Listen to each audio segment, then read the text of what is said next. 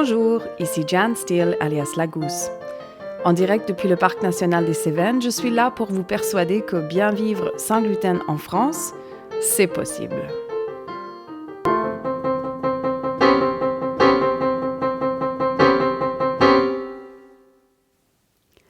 Gérante d'une cuisine pédagogique et d'une chambre d'hôte 100% sans gluten dans le Parc national des Cévennes, je suis aussi malade cœliaque depuis toute ma vie et maman de 2 enfants qui eux aussi mangent sans gluten. La communauté des personnes vivant sans gluten est en croissance permanente. Mon objectif est d'offrir à ces gens des pistes vers une vie meilleure sans gluten. Allons-y!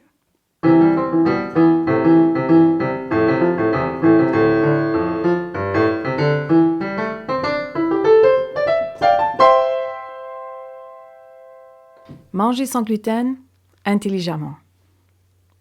En 1977, quand j'ai été diagnostiquée de la maladie cœliaque, une alimentation sans gluten pouvait presque se résumer à l'éviction du pain, des céréales et des pâtes. En vrai, c'était à peu près la totalité des conseils qu'a reçus ma mère de la part des médecins. Après tout, c'était une époque où les repas familiaux étaient véritablement faits maison, de A à Z. Il n'y avait pas de cantine scolaire, là où j'étais en tout cas.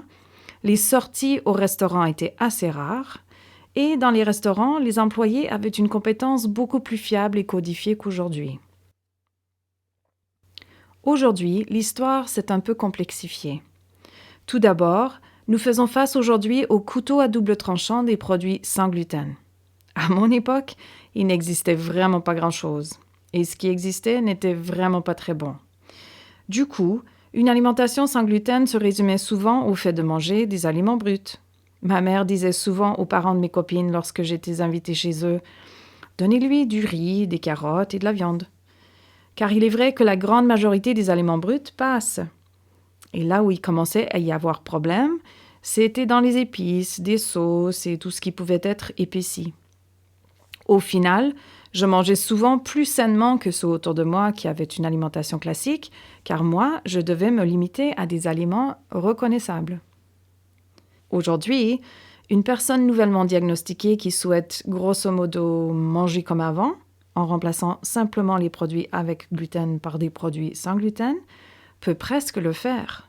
C'est devenu possible grâce à la diversité des produits industriels sans gluten disponibles sur les étagères de nos supermarchés. Mais est-ce désirable? Absolument pas. Dans ce cas de figure, il y aurait de fortes chances que l'alimentation sans gluten soit encore plus pauvre en nutriments qu'elle ne l'était avant.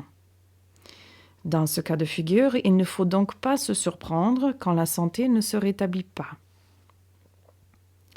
Quels seraient donc mes conseils pour une personne voulant adopter une alimentation sans gluten, mais intelligemment? Les voici. Numéro 1. Revenir aux aliments purs et à de la nourriture réelle reconnaissable. Ma mère disait toujours « Just give her real food ». Il est vrai que si l'on se limitait aux aliments que l'on peut acheter dans un marché de produits frais ou aux aliments qui poussent dans un potager, agrémentés de fruits de mer, une bonne coupe de viande ici et là et quelques œufs, notre alimentation serait très dense en nutriments et naturellement sans gluten. Quelque part, nous nous sommes nous-mêmes compliqué la vie. Ayant découvert le plaisir des produits boulangers tels que le pain, nous avons aussi découvert la facilité des produits comme les céréales, les muffins, les cracottes, les pâtes, les gâteaux et les biscuits. Pire encore, nous avons découvert la facilité des mix à gâteaux, des sauces sans poudre, des cubes de bouillon, etc. Et si autrefois ces produits ne servaient que de béquilles pour faciliter nos routines lorsque nous étions à la bourre, aujourd'hui, le rythme global de la vie pour bon nombre d'entre nous ne peut être caractérisé que de bourre permanente. Aujourd'hui, trop souvent, nous ne marchons plus qu'avec des béquilles et nous n'avons que rarement appris à marcher sans. Aussi, l'industrie agroalimentaire a découvert les nombreuses propriétés qu'offre le gluten dans une préparation. C'est un texturisant, un émulsifiant, un liant, un épaississant, et j'en passe. Ça, plus le fait que les produits céréaliers sont omniprésents dans une alimentation occidentale, le résultat est que le gluten se trouve dans de plus en plus d'aliments, Non pas parce que cela améliore la qualité nutritionnelle de ces produits, mais parce qu'il remplace un autre ingrédient qui aurait coûté plus cher sans sacrifier la texture ou le goût. Le choix industriel est donc très souvent d'appauvrir la qualité nutritionnelle d'un aliment pour permettre une plus grande marge de profit. Mais cela vous va-t-il? Numéro 2. Réévaluer le rôle du petit déjeuner dans son alimentation pour en identifier une solution saine et satisfaisante. En Occident, le petit déjeuner est devenu un festival de sucre. Bon, ce n'est pas toujours du sucre pur, tel que ce l'était parfois au Canada avec les céréales en boîte sur lesquelles nous versions du lait écrémé et parfois même du sucre blanc. Mais s'il n'y a que 3 grandes catégories de molécules dont le corps a besoin, les protéines, les lipides et les glucides, la grande majorité de ce qui passe aujourd'hui pour un petit déjeuner se situe carrément dans la catégorie des glucides. Pas étonnant alors que nous ayons aussi adopté la pause café vers 10 heures du matin. S'étant infligé un pic du taux de sucre sanguin au petit déjeuner, nous nous retrouvons tous en hypoglycémie 1 heure plus tard. Le phénomène des nombreux pains et rien d'autre au petit-déj m'a sauté aux yeux lors d'un passage en ville pour prendre le train la semaine dernière.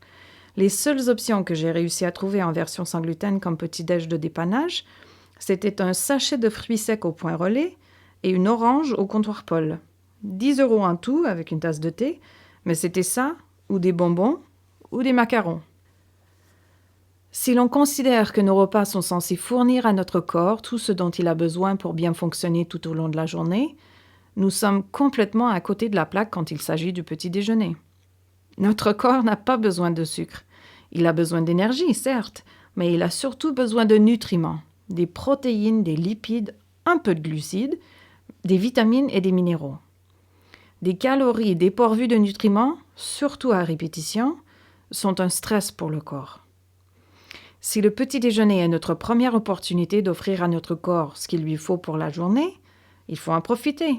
Il faut réfléchir à des solutions saines, mais simples, qui permettent de démarrer la journée du bon pied. Numéro 3. Apprendre à cuisiner, à boulanger et à pâtisser sans gluten. Et éviter les produits étiquetés sans gluten, sauf dans des cas très exceptionnels.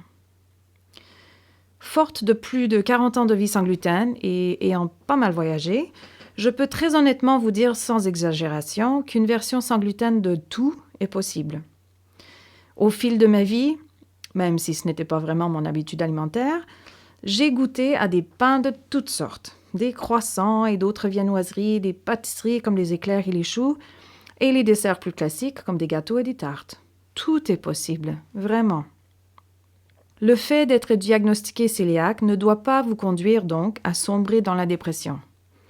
Si vous passez les étapes du deuil en pensant à votre aliment confort préféré, arrêtez. Il y a sûrement moyen d'en faire une version sans gluten. Cela demandera juste un petit savoir et un petit savoir-faire. C'est exactement pour cette raison que j'ai ouvert ma cuisine pédagogique 100% sans gluten.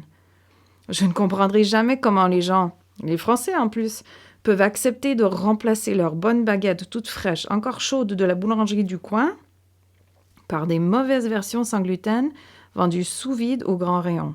Stop! Vous ne serez que déçus. L'industrie agroalimentaire a bien sûr compris qu'il y a un marché de plus en plus important dans les produits sans gluten.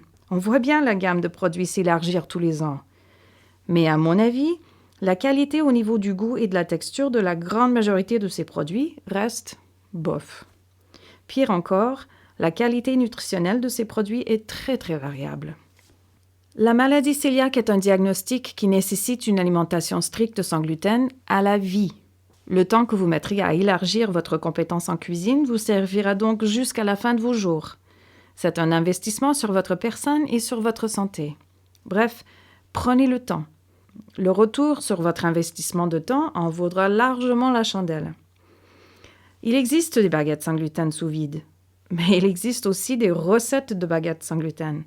Et pour moi, cela va de soi qu'un produit vendu sous vide, conçu pour être pérenne sur une étagère des mois durant avec une date de péremption incroyable, ne pourra jamais se comparer à un produit frais qui sort du four.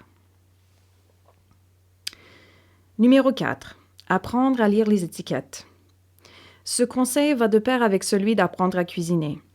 car plus nous sommes au courant de ce que nous avalons, moins il y a de risques. Il en suit que plus nous cuisinons, plus nous savons reconnaître les ingrédients qui sont légitimes dans un produit et ceux qui s'y trouvent par une torsion, pour ne pas dire une arnaque, culinaire. Lorsque nous faisons un yaourt maison, par exemple, nous prenons un lait de qualité et des ferments lactiques. Point. Ensuite, si l'on souhaite parfumer notre yaourt, nous pouvons rajouter des morceaux de fruits, une purée de fruits ou, à la limite, du miel, du sirop d'érable ou un sucre.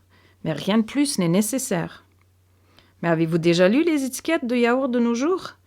On y trouve toutes sortes d'ingrédients qui sont là, non pas parce qu'ils font partie de la recette, mais parce qu'une petite triche culinaire permet de maintenir le produit final tout en minimisant le coût de fabrication.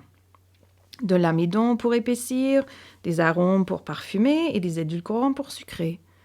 Non, merci. Mais c'est seulement si nous savons faire plus sobrement que nous pouvons nous interroger sur la présence de ces ingrédients pour tricher. Numéro 5. Identifiez un ou deux restos où vous pouvez manger sans risque.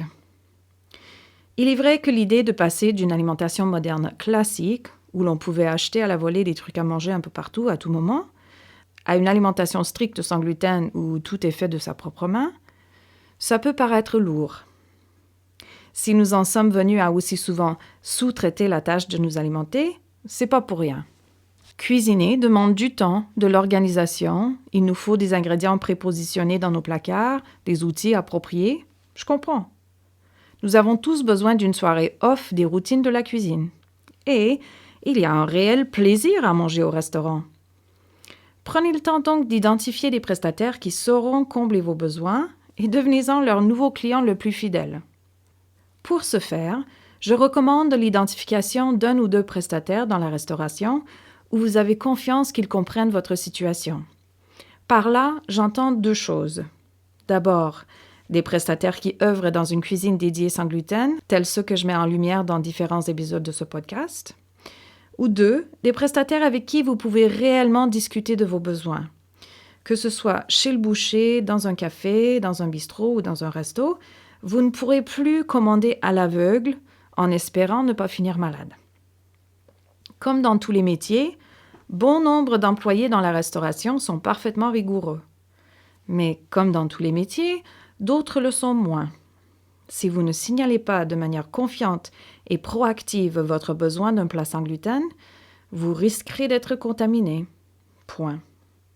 L'un de mes plus grands plaisirs en créant ce podcast, c'est de pouvoir rencontrer et échanger avec d'autres prestataires 100% sans gluten en France. Une bonne dizaine de collègues ont déjà répondu oui à mon invitation de participer et 2 interviews sont déjà faites. Pour chaque interview, je me déplace vers eux pour découvrir leur lieu de travail, j'y mange et nous discutons, micro ouvert, de leurs projets, de leurs difficultés et leurs satisfactions ou de tout autre sujet utile pour la communauté. Un lien vers la liste de ces endroits que je souhaite mettre en lumière se trouve dans les notes de l'épisode.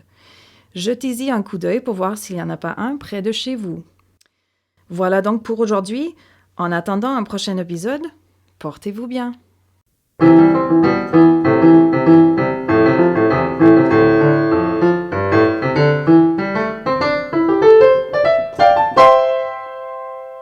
Si vous êtes nouvellement diagnostiqué et que vous souhaitiez approfondir tous ces concepts avec moi, sachez qu'un séjour intitulé « Sans gluten intelligemment » est programmé tous les mois de l'année scolaire à la Gousse. Grandement accessible de par les gares de train de Montpellier et de Nîmes, ce séjour est à la fois une pause salutaire et un investissement pour soi-même. Je garde exprès le tarif de ces séjours au plus bas afin de permettre à un plus grand nombre de personnes d'y accéder. Surtout au début, un tel séjour offre une aide ciblée.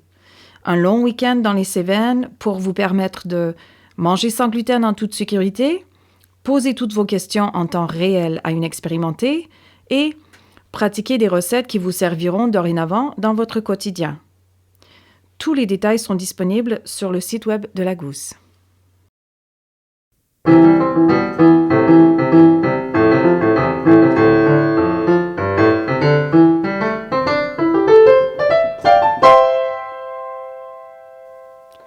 Ce podcast se veut une célébration de la vie sans gluten en France. Vous avez une question par rapport à la vie sans gluten? Posez-la.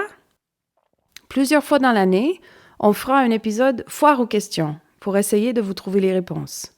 Car vous savez, la question que vous avez vous, d'autres l'ont aussi sans aucun doute. Vous faites face à un problème relié à votre alimentation sans gluten? Parlons-en. Dans la mesure du possible, nous en ferons un épisode en partageant nos expériences communes ou en tâchant d'exposer un problème pour lequel une solution n'est toujours pas dispo. Enfin, si vous souhaitez partager votre témoignage de rétablissement grâce à une alimentation sans gluten, vous trouverez un formulaire en ligne sur le site lagousse.fr/podcast. Vous aider à retrouver un mieux-être sans gluten, c'est ma passion. N'hésitez pas à vous abonner pour être au courant dès la sortie de chaque épisode. Plus notre communauté est soudée, plus facilement nous pourrons échanger les réponses et les solutions à nos différents problèmes. Bien vivre sans gluten en France, c'est possible. Les défis sont nombreux, mais les solutions aussi. D'ici un prochain épisode, portez-vous bien.